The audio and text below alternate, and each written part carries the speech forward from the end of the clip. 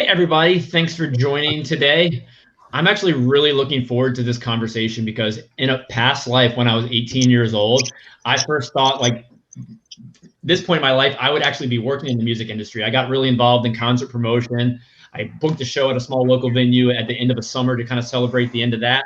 And it turned into me working at small clubs and venues and working at a mid-sized venue here in Virginia for quite a few years. And had a few bad experiences, got out of the industry, and that was that. But it was such a fun time of my life, and little sleep, tons of music, lots of great people. But if there's ever been an industry that's been impacted more than craft beer, it literally has to be the live entertainment industry. So it's been really tough, one, watching craft beer the past year and you guys all being resilient and being, where you are today, still surviving. But the music industry has just had a rough year. I'm really looking forward to that getting better in the coming months and beyond. But let's start off with some basic intros. Betsy, you're up. Tell everybody a little bit about what you do now and what you did in the music industry. So now I am the owner and head brewer at Lady Justice Brewing in Aurora, Colorado. And I've been working on that for, we started that in 2015, 2016. And then in the music world, I was a banjo player and a guitar player and a singer-songwriter for a number of years. I haven't really done it much, obviously, in the past year because even band practice is hard to do, So that's really taken a backseat over the last year. But I've been in a handful of bands and then done some solo work as well. I checked out a little of your stuff. I'll have to put a link in the comments later. Definitely enjoyed it and glad to have you today as always. Heck yeah. Britt, you're up. I think you have a really interesting story. I mean, kind of, I guess. I'm Britt Teusink, founder and head brewer at FrameShift Fermentation. We're currently Gypsy Brewing as COVID happened right as we were about to sign our lease, and we decided to take another year or so and just do some Gypsy Brewing around the Southeast. We'll be opening 2023 is the fingers crossed now up in Ellijay, Georgia, in the little Appalachian foothills up there. So I was a touring musician from when I was 17 till I was 26. I played in anything from like gypsy punk bands to art pop to I guess my greatest success was with my band Dead Cat, which was a noise pop band. And then finished my music playing kind of just doing like a hired gun bass playing for a nationally touring hip hop act. And then beer just took over kind of. So I don't really do music as much anymore. What hip hop act did you tour with? So it started as Lee Harvey Oswald, but then it's called The Difference Machine. They're a underground hip hop act from Atlanta. That's awesome. You have some good stories from the road. Yeah. That's good. We might dive into them in a little bit. But Mike, your turn. Yeah, so my name's Mike LaCouture. I own, or one of the owners of Broken Goblet. We are a kind of hybrid music venue brewery just outside of Philadelphia.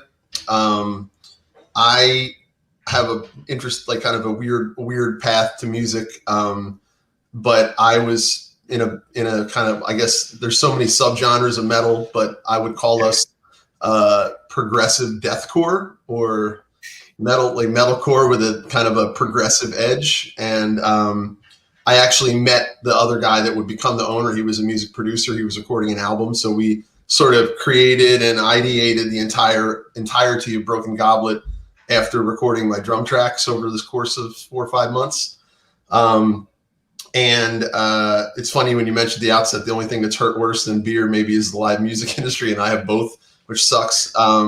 So I was a touring musician. We signed a record deal, reasonably substantial one in 2014, and were immediately shelved, which is how metal goes, which sucks. But we immediately got shelved, and then at that point we pushed full steam ahead with the brewery, and now we kind of cater less to metal and more to what our constituents would want, which is decidedly not metal. But we're sort of like the secret metal brewery that does a lot of, singer-songwriter Americana type music. And then we can sprinkle in a little obnoxious metal. But we do partner with a lot of bands. We sponsor the Decibel Metal and Beer Fest. We're their principal sponsor on the East Coast, and work with a lot of metal bands that I've kind of made friends with over the years. So it's been cool. But so much synergy between metal and music and brewing.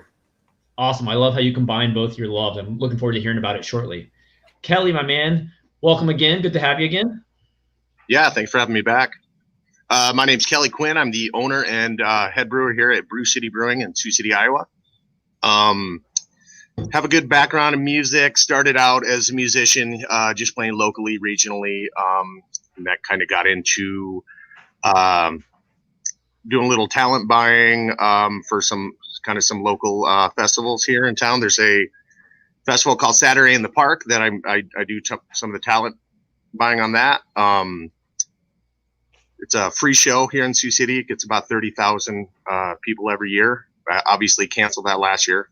This year it's kind of on the fence. I also own a local music venue called the Marquee here in town. So I'm affected by music with the whole COVID thing as well. Currently, I'm doing a little talent buying for a 11 amp series in right outside of Des Moines. So I've been pretty busy doing that, and that looks like it's gonna go ahead and start I think in June. So aside from that, I'm still booking a little bit. I play some acoustic stuff here and there. I was in my band for about 15 years, and beer kind of took over. So I'm still doing some acoustic stuff around town at breweries, restaurants, just to keep it going a little bit. So you're a struggling musician to make ends meet at the brewery? Yeah, pretty much. No, but just playing anymore is just for fun, just to scratch that itch that I still might have. You're the first person I've heard mention live music in a while. So you actually have, bars and restaurants and breweries in your area that are having shows? We do. Now the Marquee, the live music venue I'm a partner in, it's been basically just local stuff. Everything is obviously, everything was at 50% capacity, masks and everything. So it's not like we've been booking anything big. We've been doing a lot of trivia. We kind of turned into a trivia bar rather than a live music venue for about 6 months. And that kind of worked out. We do have an outside patio, so we were doing everything we can outside until the frozen tundra of Iowa hit. So, right now we're starting to book again. Like I said, nothing big, just trying to get by right now. Awesome. And what's capacity at your club? 350. Oh, nice. That's a fun mid-sized venue for sure. Yeah. Awesome. Tristan, welcome. Tell everybody a little bit about what you do. Yes, I'm Tristan Brown. I handle the sales for the eastern half of Georgia for Pontoon Brewing down here just outside of Atlanta, Georgia. Been with them since last year, actually, which was nice. Before that, used to work with Southern Barrel Brewing out of Bluffton, South Carolina, also handling their sales in Georgia. So it's been fun. I made a career shift in my mid-30s into the beer industry, which a lot of people said was dumb, but it's been nothing but positive since then, so I can't complain. Used to just base my entire life around music, pretty much. That's how I kept the lights on. Started off young, always playing instruments. Both my grandparents, my fathers, I should say grandfathers, were in the music industry out in Southern California, where our family's based out of initially. So it just kind of grew into the family, started going to school for it. I was that kid. I don't know if you've seen the movie Detroit Rock City, where the kid's trying to get into a concert. He walks up and just starts grabbing gear and walking in behind the roadies and saying, "Yeah, I'm with the band. That's me." That's pretty much what I was doing in Atlanta for a while. And it was scary and fun at the same time. So I just kind of caught the live music bug as a teenager, and always wanted to play. So I just pursued that for years and years, played with tons of bands, toured with some acts, also did the hired gun thing for quite some time, sold my soul playing for music that I wasn't necessarily a fan of. But like I said, it kept food on the table and kept the lights on. So that's all that matters. So eventually just kind of got tired of, like I said, selling my soul and coming home at night and doing a crying game shower just because you're so not unhappy with the music you're playing. And just decided to stick to what I know, and that was also drinking beer. Had a good job of educating myself with lots of beers when you're on the road in different cities and trying new stuff. So was able to parlay that into what I'm doing today, and haven't looked back. No, I love it. What was the most random band you played with over the years? Oh my God. There was one weekend where I played bass with Pentecostal Gospel Choir, which, if you've heard one of those bass lines are not too simple. And then the very next night I was playing keys with a country pop with a little kind of a California twang, if you want to call it that, to it. And that was that was an interesting weekend, but it was fun. Awesome. Well, glad you're here today. And I told Betsy off air that you were the third member from the Pontoon family to join one of these panels. So you're one ahead of Lady Justice Brewing. So that is where the little tally marks are right now. All right. We'll try to keep it up then. Before we get too deep in the conversation, I want to do a quick lightning round. Everybody, what was your last concert you went to before the pandemic began? I know, don't you miss live music? I know I certainly do. Mike, you unmuted first. You get to hop on in. Like legit music, we did a Life of Agony show. I don't know if anybody's familiar with that band, but we did a Life of Agony show at the brewery, and then literally the day before PA shut down, we had a really good Pantera. I said we don't do a lot of metal now, naming two, but we did a really good Pantera cover band that we paid, like a lot of money for. And so I didn't want to cancel it, but you could just it's so funny to think back to that moment. That was the night we were expecting 350, maybe 400 people, which is our room, like our venue cap.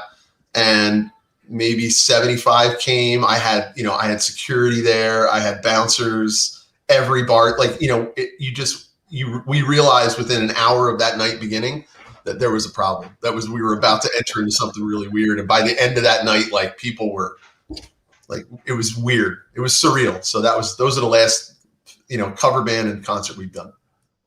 This time last year, I was in Richmond, in Virginia for the Craft Beer and Brewing Accelerate New Brewery Workshop, and it was kind of that same awkward vibe. You didn't know whether to hug someone, high five them, or just give awkward elbow like that. And the world ended 2 days later.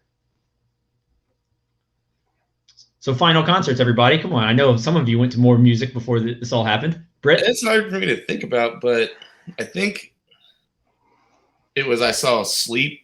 It's a stoner metal band. At the Variety Playhouse here in Atlanta. It was probably the last one I went to. And I had a broken ankle because I thought that I should pick up skateboarding again at age 30.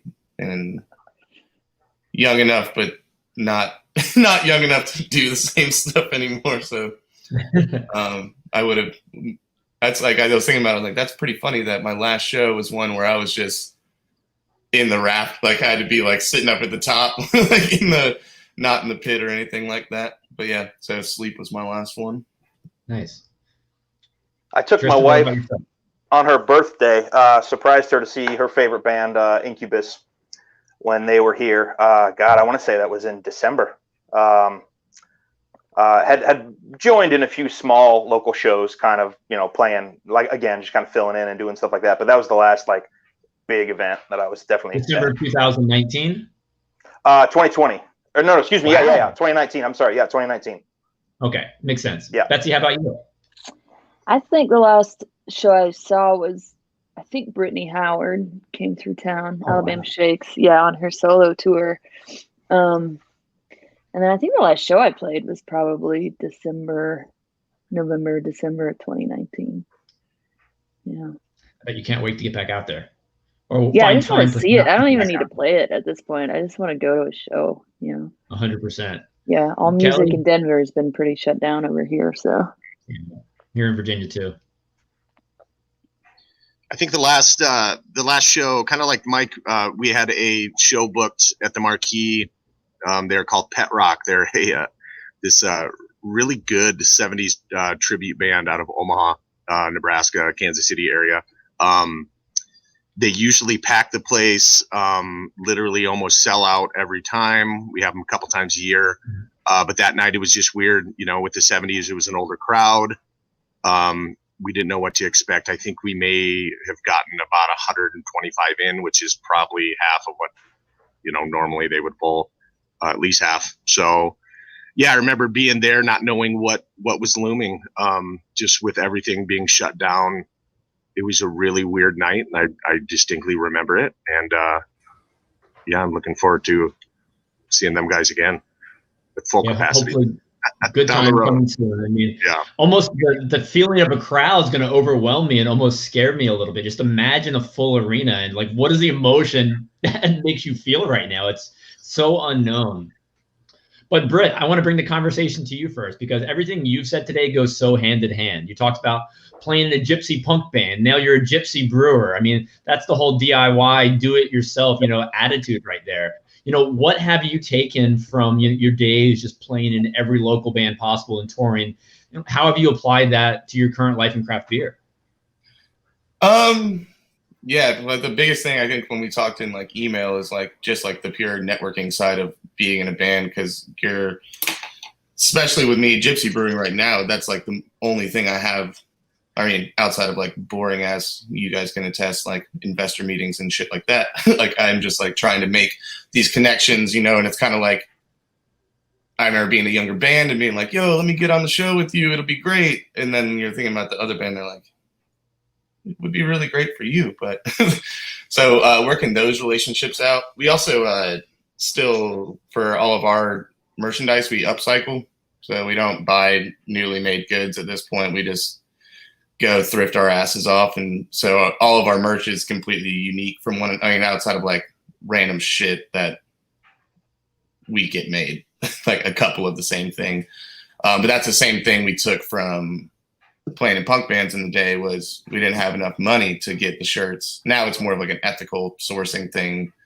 But back then it was like, shit, we're poor. Let's go to Valley Village down on Moreland and see how many shirts we can find. And at that point we were still printing, like we'd pay a buddy to get a screen burned of like our logo and then do it at the house and dry them in the oven. Now we actually like, for the brewery, we pay a screen printer, but it's still like our friend who she works in for a local screen press. Yeah. So I kind of just feel like it's like that, like guerrilla punk style of just, but I feel like that can apply to like anything brewery related, from like the biggest breweries to the smallest ones. It's like this, it's the music community reminds me, or the beer community reminds me so much of the music community in a lot of ways. Yeah. Do you see yourself taking that approach to t-shirts once you have an official building and start growing the brewery a little bit more? Yeah, I think there'll have, I mean, we're already to the point now where it's getting a little daunting for my wife and I to get enough. Like, I feel like we just did a run a week and a half ago and we don't have any more. And that was a good, like 200 shirts, which is a good problem. But now I'm like, okay, maybe I need to like pay for, like, still do some of the upcycling stuff for like the really individual, like one-off pieces and stuff. Like, I mean, like I got like a hunting shirt embroidered with bright orange, our logo and shit. Like I'll still do stuff like that. But for as far as the t-shirts, I think it's that the growth is real. So it almost sounds like you're running a clothing company in itself. I can't even imagine having to source 200 different shirts and getting the logos on them and going from there. Well, that's kind of the thing with Georgia. I can't do anything with anything I brew on the pilot system right now. So it's just that's why we started the gypsy thing once we realized we weren't going to be able to get the building. Thanks COVID. Shit, where was I at? I'm sorry. My brain doesn't work. That is quite all right. So I'm going to throw a question out to the group right now. We're talking a little bit about that DIY ethos. How have the four of you also at the table, kind of used that approach to your breweries? I laughed when you said the oven thing, because like the first 2 years of Lady Justice t-shirts were baked in my business partner's oven. Like we got the screen. It's still sitting in my garage and like just every single one. And then, yeah, you have to put it in the oven or else the ink won't set. So yeah, we did that for sure for a while. And then we were like, yeah, we need to start paying somebody to do this professionally. But it worked for a while. We didn't upcycle. We would go like to Michael's if you went to Michael's on a holiday, like on Labor Day, all the blank t-shirts were on sale for like, I don't know, $1. And so we stack them up, and those poor ladies at Michael's had to ring in every single t-shirt individually. So yeah, that's how we did merch for a long time. Betsy, what else have you taken from the whole music side of your life and applied to Lady I think Justice? I think it's just, I mean, like the networking, you have to know how to talk to people, and you have to know how to like even sell a product on the fly. When you're setting up your merch stand at a show, you need to be able to sell that. Like that's how you make money in the music industry right now, is live shows and selling merch. And so you have to be kind of a really fast on the fly salesperson. And I feel like that really helps in the beer world as well. But just knowing how to talk to people and knowing how to connect, because beer, I think beer and music are really similar in that people get really passionate about like a specific genre of it. Just being able to hang out, and especially like when you're playing a show and you don't go on stage for another 3 hours, you got to make friends or else you're going to get bored and lonely pretty fast. So yeah, I think the people skills are for sure a huge crossover there with what we do with Lady J every day, for sure. Yeah, it's definitely all about relationships. Tristan, you're nodding your head. What have you taken from your life on the road and taken it to Pontoon? Well, I mean, they said kind of a couple of main points I was just going to bring up, that the networking factor is, I mean, it's make or break. It's 100%, in my opinion, relationship-based industries. So, I mean, that's, it's not for the introverted, needless to say, at least not in my opinion. But, to me, I always looked at it that, as a songwriter and stuff, that it was, each song there's specific formulas for them, just like you have recipes for all your beers. There's some that are tried and true that you're going to follow up and you can copy them exactly the way they've been done before. And sure, you might turn out a hit or two, but until you tweak it and give it your own unique factor and your personal, pouring what into it and making it your own, that's when you really start turning heads and really being like, oh, this is okay. Have you seen this? This is what matters. Okay. So it's that, like I said, I always akin songwriting to beer making as well, just because there's so much that goes into it. But you really got to give it a go. And, instead of just putting it on paper, and making it happen and see where it takes you, because until you start taking risks and doing some cool stuff, you might just, get lumped in with the rest. Yeah, I believe that's definitely accurate. You have to take a risk in both industry, because as a musician, you're not going to get out there unless you put yourself out there. Same with beer. You got to have the, drive to push forward, because it's such a challenging industry to get your foot out there and you get a market share. Definitely. Mike, yeah, you can't. I'd love to hear both of your thoughts on, what you've taken from that DIY approach and taken it to the beer industry. I think this is something we talk about at our spot a lot, and with local other breweries, the synergy between music, especially being in a band, not just loving music, which I agree with, but being in a band and running a brewery, to me, were very, very similar in the following way. When I can only use my own perspective, which is metal, which is a very different genre of music than others for a number of reasons, but everybody sort of sounds the same. It's hard to be individual. It's hard to stand out when you're when you're playing at the BPMs and the distortion and screaming. There's really, you have to figure out ways to make yourself stand out. And the way you get noticed in our genre is you have to look more professional than you actually are. So, the bands that did better right away were the bands that had really good merch, who actually gave a shit about their artwork, maybe paid somebody or knew somebody that could do good, bright, colorful, concise, eye-catching, somewhat controversial artwork. You were the band that had 10 different versions of shirts, hoodies, some hats, random shit like that, were the bands that did better. The bands that were, and somebody already said it, I mean, everybody's kind of said it, were the bands that hustled, that got out, and when you weren't playing, you're walking around and talking to people. All that stuff, when we started our brewery, it immediately made us stand out a little bit, because, and I'm sure you guys can appreciate this. You might see a new brewery popping up and you see their logo appear on some Facebook page, and you're like, oh man, like somebody needs to tell them that they need to get somebody to draw that, or that can't go on a shirt. You can't do that. It's the same in music. we found that you needed to really look like you were almost bigger and better than you actually were. Not necessarily fake it till you make it, but just look like you had an aspiring goal. That's what gets labels to notice you in our genre. That's what helps you to stand out. And I think that crossover to brewing is really important. So the places that have, like Britt said, the unique one-off kind of merchandise is huge, or have a cool glass, or have a cool aesthetic. All that stuff to me is a direct crossover from being in music. And I sometimes worry about those that not that they're not going to be awesome, but sometimes somebody just starts a brewery and you can tell right away that they're going to need some help to grow into their branding and their marketing. Whereas all us band people are like, all right, let's do this. We know exactly what we need, exactly what has to, what's going to sell, what kind of merch, what do we have to say, what do we have to do? Music has provided us with that basis. I swear by it. And I tell everybody that are in bands, my friends, like, if you really want to do something, don't do it. But if you really want to, start a brewery. But don't start a brewery. Nobody open a brewery anymore. But if you want to, musicians are good at it.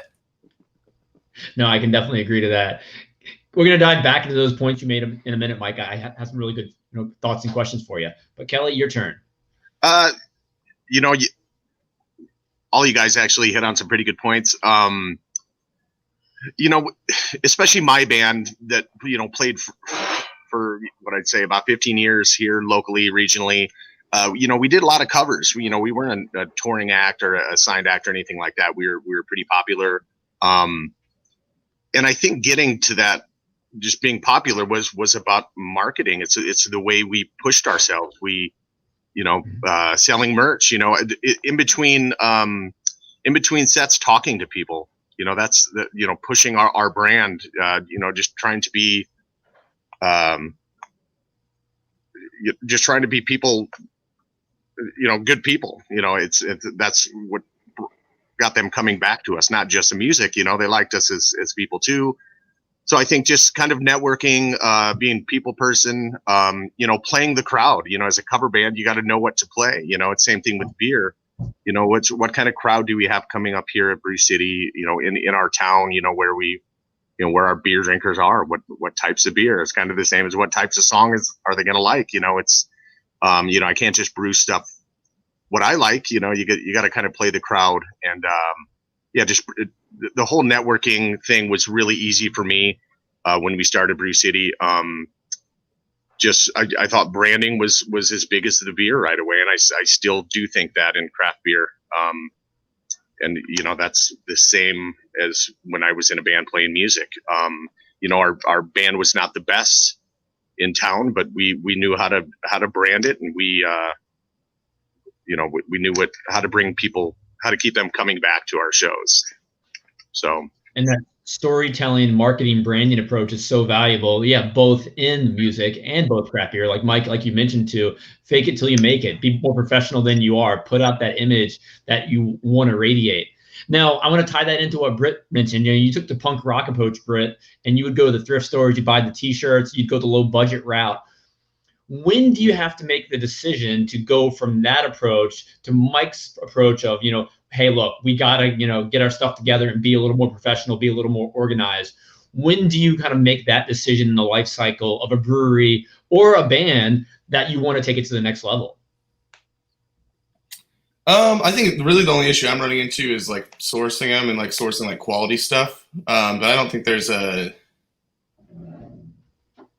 so we did the whole route of pay a designer, do so our designs are top notch, our branding package, everything is tied together.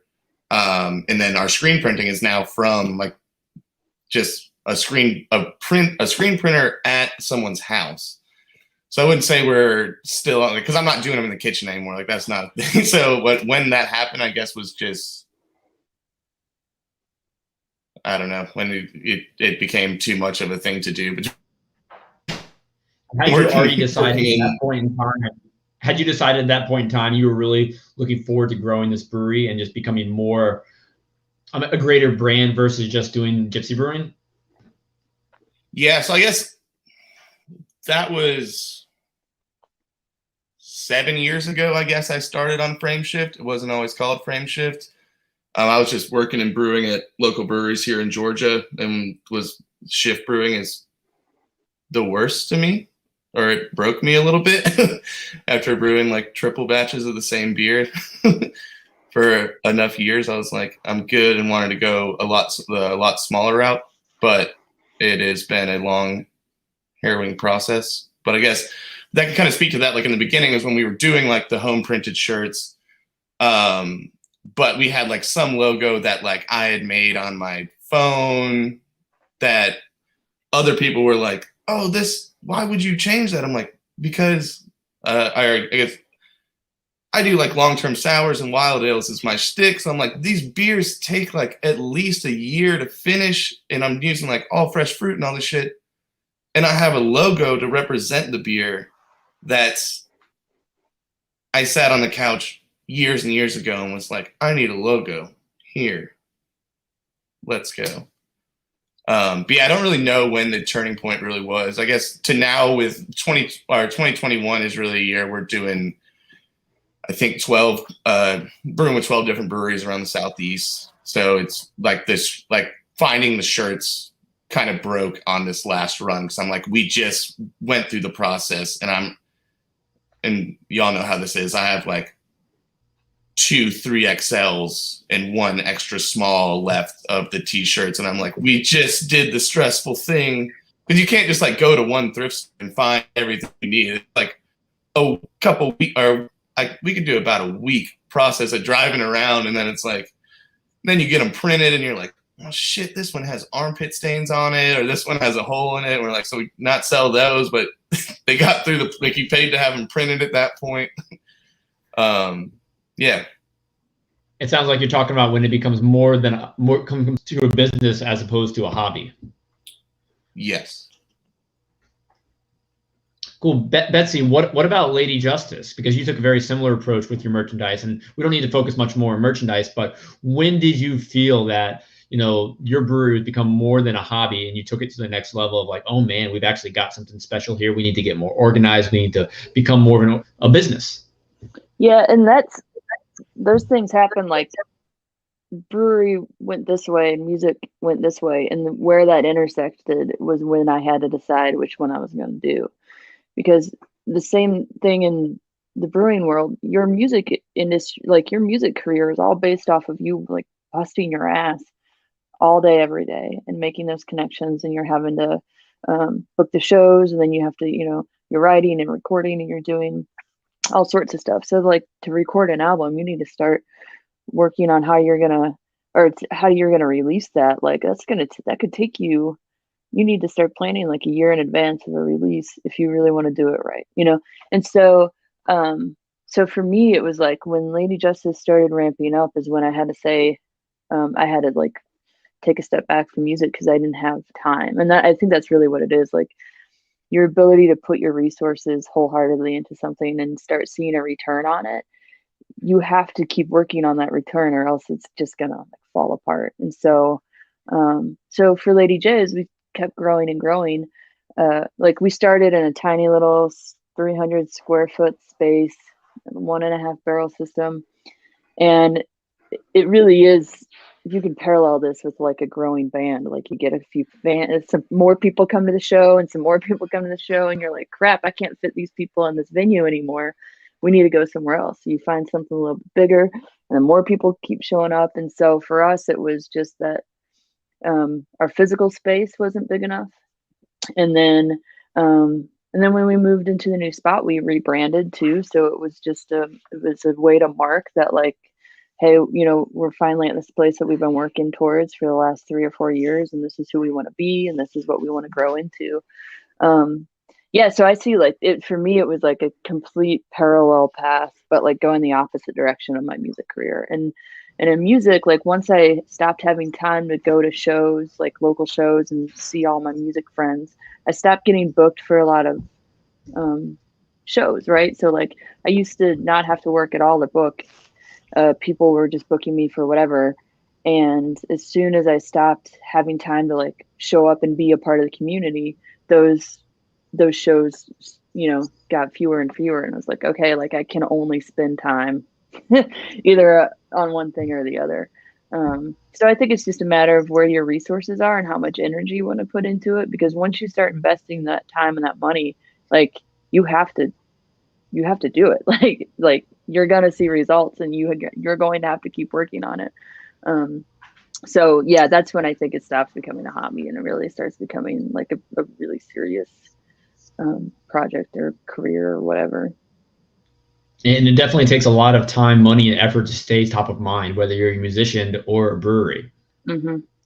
Yeah, it's very similar, I think, for sure. But yeah, any musician is essentially running their own small business. That's not how it's like marketed, because that's super lame, right? Like that's not like, it's not rock and roll to be like, look at my small business known as my band, but that's what it is.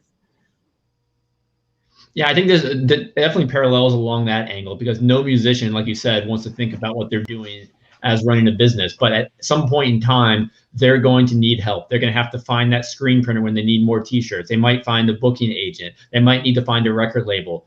Mike, I want to turn the conversation to you in a sec, because you did have your band signed to a record label. And, in the music world, especially like the punk rock world, I don't know so much about the metal world, but when you signed to a label, was that the goal, or did it feel more so like selling out? No. Good. I am no. The selling, the whole concept of selling out is just I think it's ridiculous. I'm just gonna say that, and I might even translate that to the brewing industry as well. But that's a conversation for another day. I mean, we're doing stuff, yes, for good reasons and ethical and moral and family and friends and stuff. But also, it's nice to somehow get paid for your hard work and stuff, or at least feel some level of success. It's funny, Betsy, you mentioned business. We LLC'd our band when we formed it, and we told every local band in the area. Now all the local bands started to LLC. When I was trying to explain this, because I'm older, so I'm in metal, and I'm like in my I'm older, but mid 30s, and I'm in a metal band with all these teenagers, and I'm like the dad explaining to them in the shitty green room, why LLCing your band is important. But to answer your question, no, I don't, selling out was not a thing, but the goal, I always wanted to say that I got signed to a record deal. That was a thing. It was like, your bucket list. I had no aspirations to tour the world. I had been through the genre with friends. We recorded in Richmond at a place where Lamb of God, a big band, did recording. So we had the opportunity to learn a bit from them, and we were connected to a lot of bigger bands in our genre. And you're like, when you guys aren't touring, they're doing construction, they're selling candles with their wife. There is no glory or glamour in my genre of music unless you have reached a level like the Lamb of God and probably above that. And and even now there's so many bands, just like there's so many breweries, it's hard to be successful. So from a record label deal, no, I had never had any aspirations to go any further than to sign it. I didn't want to get shelved. What we did is we groomed all these other musicians to be like, there was a drummer, a backup to me, and then there was a backup to him. There was 2 bass players, there was 4 guitarists in our band, and everybody could fill in. So they would go out on a tour of the Southeast with 3 different members than the band photo or the video. It didn't matter, because we just wanted to be able to say we did it. It's just that when we got immediately shelved by this label after signing a pretty good deal, I was like, crap. And my friends remind me, they're like, dude, you always said you just wanted to say you did it. Now move on with your brewery.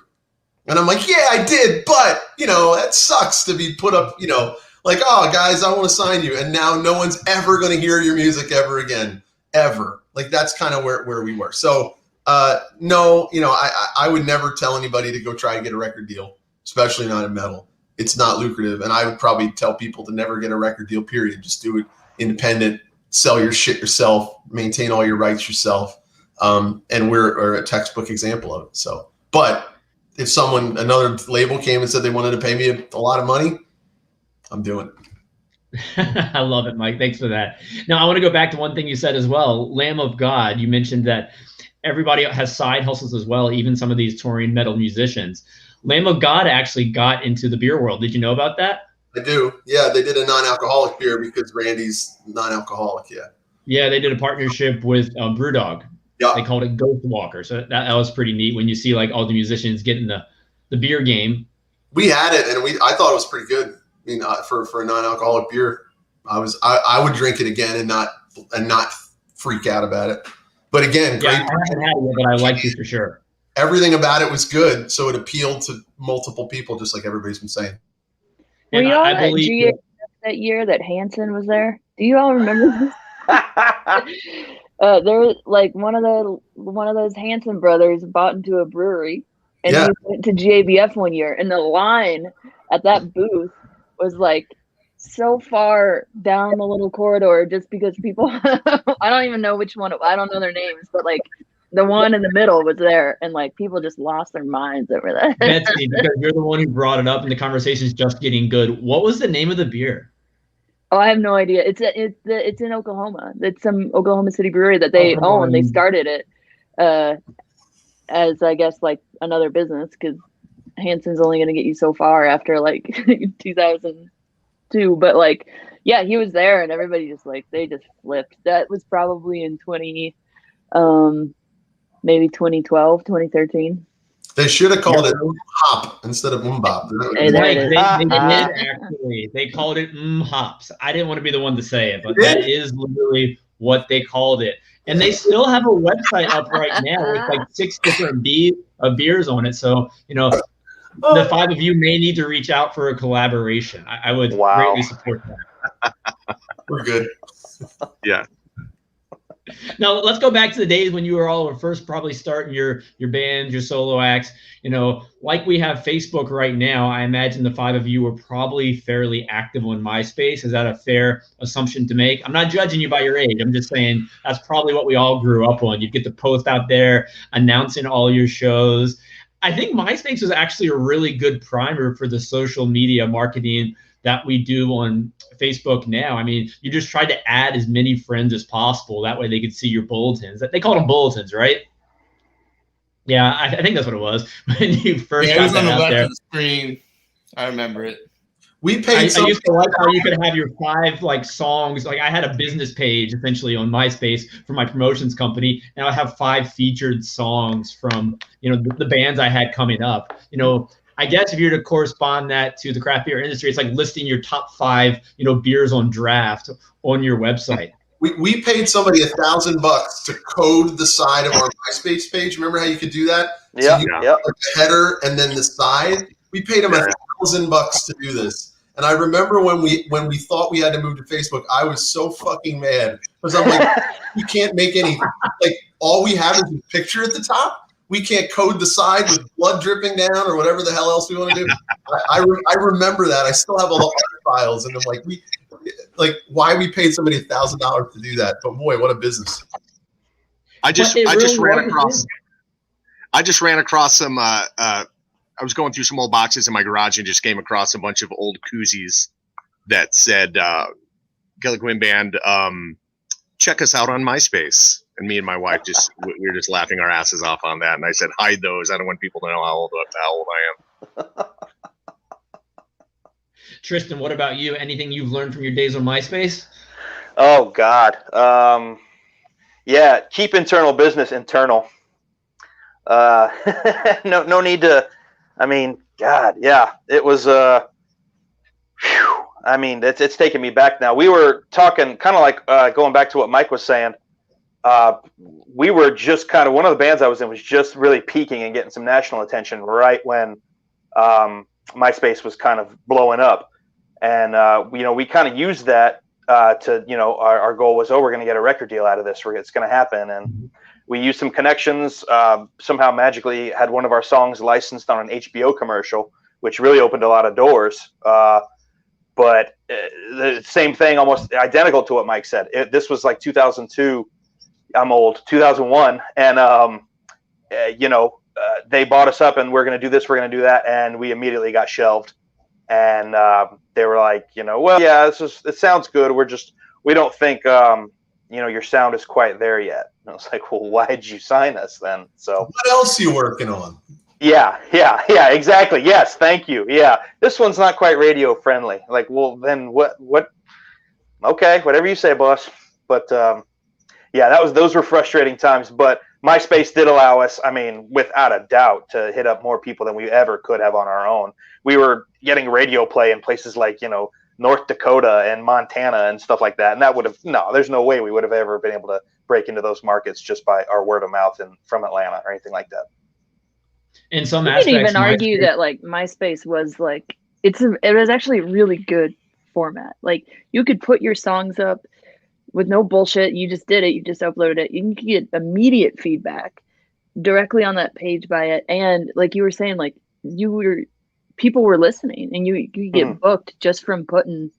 I remember like putting like 2 or 3 new songs up one day, and then like the next day I got booked for some like big ass show from somebody I'd never heard of before. And I was like, what the hell is it? And that doesn't happen anymore. I don't think like a independent musician has that kind of freedom to just like, you can't just upload to Apple Music and to Spotify and, and have that. And Facebook doesn't have a format to be able to play music in that way anyway. So I don't know.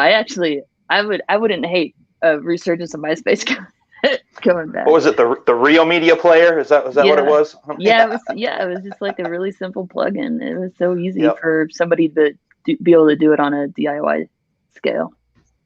And as a concert promoter in those days, I know I could just scroll MySpace and find the bands and artists with the most fans and book them for a show. And every now and then you get the band that was like 3 or 4, 14-year-old kids that had like 3,000 fans. I'm like, well, I'll give them a chance. I'll book them. And you only have 5 people show up. I guess that's the equivalent of like fake followers that we get on like Instagram and sites like that these days. But, it was a pretty good guide for both the promoter and the musician to see who's really putting the work in to get their following out there. Kind of looking at how the 5 of you do beer releases these days, what have you taken from those days promoting your shows and applied to music? Well, I know here at Pontoon, we like to hit them fast and hit them hard. We do, just kind of like dropping a new single every other week for the most part. We put out 4, sometimes 5 limited offerings every single month, kind of always rotating stuff in and out, different styles, just to keep it fresh. And, that's kind of gained helped our following big time in Atlanta, just because the amount of beards and snobs in the city that don't drink a beer more than once, regardless of how good it is. That's kind of helped us out in that your hit singles are going to be awesome, but eventually they might fade away. So we're I know down here throwing as much as we can at guys and gals. I think teasers too. We tease. As a band, it's like here's a teaser. Here's a 30-second teaser for a video. Here's a snippet of a song. You cut it right when it's about to hit, so everybody's like, and then it just shows, coming soon. We do the same thing with beer releases. I'll take a logo and only show a little tiny bit of it, and everything else is blurry, and I'll write, hashtag soon or whatever. Like we treat it, we tease and tease and tease. We tease teases, and that seems to build hype around a release. So then when it finally comes out, it might hit a little bit harder. No, Mike, at your brewery, because you do have live music, have you done any like music and beer pairings? Yeah, you mean working with bands or? Yeah, have like a certain band to do a collaboration beer with them as part of show promotion and release it that night or anything along those lines? What we do, because we have a venue, y'all who have that, I think Kelly especially talking about it, like the pain and the trials and tribulations of booking a room is tough. So, but one of the things that we've been doing is we've been telling bands, this is pre-COVID because we really haven't done any major bands since COVID hit, but pick one beer that's on tap. We're not necessarily going to rename it because of the untapped hell that will cause, but pick one beer that's on tap, push it on your social channels, and then we will give you a percentage of the beer sales of that beer. We'll give you $1 a pint for that. And so what it does for us is it can offset some of the guarantee that we have to pay because we can offer a lower guarantee for an unknown commodity band, but then they have the opportunity to make more. And we even add escalators that if you bring a certain number of people. But then too, it does add another channel for people to not just say, hey, we got a show at Goblet coming up next week. It's, hey, what do y'all think of this beer? We've got this, there's this amber, this IPA, come and see our show and make sure you order this beer, because we're doing a promotion with it. So that's helped a good bit. And then just generally having relationships with bands and doing collaborations, something that, we're pretty on top of. We just did one with a band called Unearthed out of Boston and raised a couple grand for ACLU. And we're going to do some more stuff like that. But bands are always, and we're also using our venue to shoot music videos now too. So because we can't have a lot of people there, we give them our stage and our light rig and everything and sound, and then let them come in. So a lot of these bands that are doing I forget what you want to call it, but it's live streams of 10 different bands, and you have to sit, put a video into it. These bands are doing the video at our spot. So again, it's more promotion because they're mentioning Broken Goblet. It's branded. Obviously, there's cans around the stage and stuff. So that's also been cool to get the name out into a different channel. That's super great. No, Kelly, how about you? Betsy, we'll come to you next. Kelly, because you also run a music venue. How have you taken your marketing skills from those early days of booking your band to pushing it into the craft beer world and using it for your venues? You have a lot of synergies going on. Yeah. Yeah. We have worked with a lot of the local music community. We just did a local band called Ghost Cat. They wanted to have their own beer, a Brew City collab. So we did a beer called Impending Bloom, which is the name of their album release. So it was actually a hibiscus IPA. We've done, we worked with a local hip hop group, did a beer for them. For that big festival Saturday in the Park, we actually did a beer called Citra Day in the Park, which is just kind of a session IPA with all Citra. So just working with the local music scene as much as we can here. It's definitely one way to stay, to tie in our beer with music here in Sioux City. So yeah. Did I hit your question? You did. And Betsy, I know that you have something you want to add to that one. Oh yeah, I mean, we've done collabs with bands. That's something we've pretty much always done. And we did one right at maybe April or May last year. A musician here in Denver, she released an album, and leading up to the album release, she dropped a single, and the way that you got the single was by buying a can of the lager that we did. We did an IPL collab with her, and so you had to scan the code to download her song was on our can, and so you had to buy the can in order to get her song. And so she wrote some goofy little rap about scanning the can to get the jam or something like that. I don't know. She had fun with it, but yeah. So we've collaborated with Denver musicians pretty much since day one. And it's a really great way to have that intersectionality, but you get their fans and then they get yours. And so it just opens up a whole new avenue and audience to get your product out to people, and vice versa for those musicians to gain some new fans. That's a fantastic idea. Did you do it before QR codes were cool? Yeah, I think we're QR code's cool in April of 2020. If not, then yeah. I didn't know how to use a QR code until this last August. Come on now. Yeah. Awesome. Now, we've talked a lot about, the concepts you've taken from the music industry, applied to craft beer. Are there any concepts or advice that we really haven't dove into today that you believe we should be taking from the music industry and applying to craft beer as the industry continues to grow? Any unique ideas or things you've wanted to try for a while, or just advice for other brewers for those tactics that, you have used from your music days into your industry days in craft beer? We got a lot better at handling reviews because of being in a band. So we were more equipped to handle all that stuff when, you spend a year of your life writing something and then some kid is like, dude, too many references to video games. These guys suck. Like that, you learn how to handle. I learned how to handle the reviews. So I don't know if maybe that's a course that can be taught. Like ask a musician how they handle bad reviews to manage your Untapped. I don't know. Well, yeah, that's right. I mean, you're not going to please everybody. Anyone else have any suggestions for the craft beer industry? Having to pitch my band all the time and pitch ideas and do this and that. I know it kind of applies more to the sales side, but it definitely prepared me in that, the motto I kind of ascribe to that my dad, who was an old school salesman, told me is that, every no in life is going to get you that much closer to a yes. And I know it's cliche, but that's definitely something that I carried over and have applied definitely in both music and beer. So looking at the state of craft beer today, we see so many collaborations take place. And I know we've mentioned the Hanson Brothers hops, which is, entertaining to say the least. Has anybody actually tried it?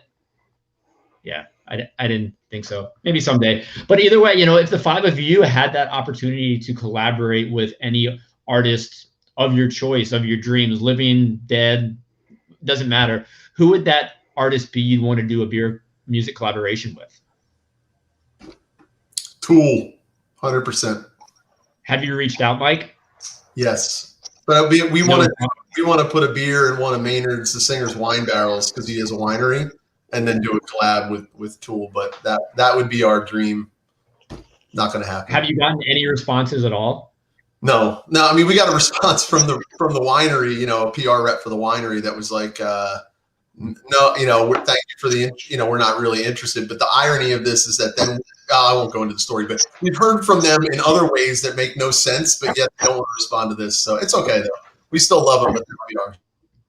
I would keep reaching out, because one thing I've learned from the beer industry, you can shoot the biggest name in email, and worst case, you someday might get a response. Worst case scenario. Kelly, you seem pretty excited about this one, too. Who's your dream collab? That's actually a tough question. I'm a big Helmet fan. I'm a big fan of Helmet. I've had them to my venue a couple times, met the guys. We actually keep in contact. They're super good dudes. I'd love to do something for those guys. We're pretty small here as an Nano Brewery, so I'm sure they wouldn't be super interested. But I think that would be cool. I did actually do a collab. There's a guy, his name's Sean James and the Shapeshifters. I actually did a beer. We had what's called Brewfest 2. Brewfest is an annual thing we do here. So the second one, we got him to come headline, and I actually did a Shapeshifter IPA. Or no, yeah, it was an IPA. So that was pretty cool because I admired him a lot. I'm a big fan of his, so we actually did that. But on a bigger scale, Helmet, Pearl Jam, and any of the old stuff. I grew up playing guitar with all the Seattle grunge stuff. So anything along those lines would be something I would love to do. Pearl Jam would be awesome. Yeah, absolutely. Shoot them an email once we get off this call. Do it. Tristan, how about you? We're in Atlanta, where it's the hip hop scene is just crazy here. So if I could pick anyone, it would definitely be Outkast, just with their ties to the city and what they've done for the industry. But I don't think they're really hanging out much anymore these days together. So might have to pull some magic strings to make that work. Have you already thought about what you would call the beer if you brewed it? Well, there's a lot of breweries that have actually already taken some of their song titles locally. There was an oat milk stout recently. Somebody did called Spody Odie Dopalicious, which is one of their songs. So it's, there have been things like this and that here. Something to the involving the lyric of "cooler than a polar bear's toenail," something like that. But haven't quite got that far yet. When I titled this conversation "Stolen from the Music Industry," I didn't intend for it to kind of talk about breweries that have stolen, intellectual property, but I guess that probably happens as well. Well, they say you're not a true brewery, right? Until you get your first cease and desist. There we go. That's a conversation for another day. Betsy and Britt, ideal collab. I know, Betsy, you mentioned in the chat you reached out to Brandy Carlisle. How'd that go for you? They're actually really nice, and her manager was really responsive. But the winery wasn't into it. But we had that same idea, Mike. Let's just throw our beer into one of your barrels. But yeah, I have this idea, and I don't know if it'd be cool or not, but just to pick a musician and blast only their music 24/7 while the beer is fermenting, and have a whole thing around. I think that'd be super fun. And then see if you could get the artist interested. So I've got a whole list of like badass female artists that I wanted to like, you know, this beer was fermented by, you know, Lizzo's like Sweet Jams or something, you know. I love it. Yeah. I actually spoke to a brewery in planning at the event I was at last year this time, and one of her concepts was to actually play music for the beer as it fermented. It's just fun, you know, whether or not it has an impact, I don't know, but is it a neat idea? Without a doubt. Yeah. Yeah. And Britt, you've had plenty of time to think on this. Yeah, right.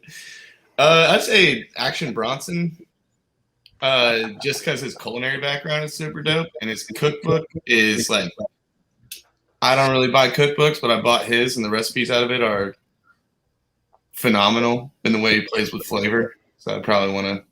And he I also hate just to tell seems you like this, but he's already done a collab. He's done one with Stillwater.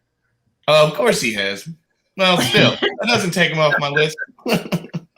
All right, See that as being a THC infused beer for some reason.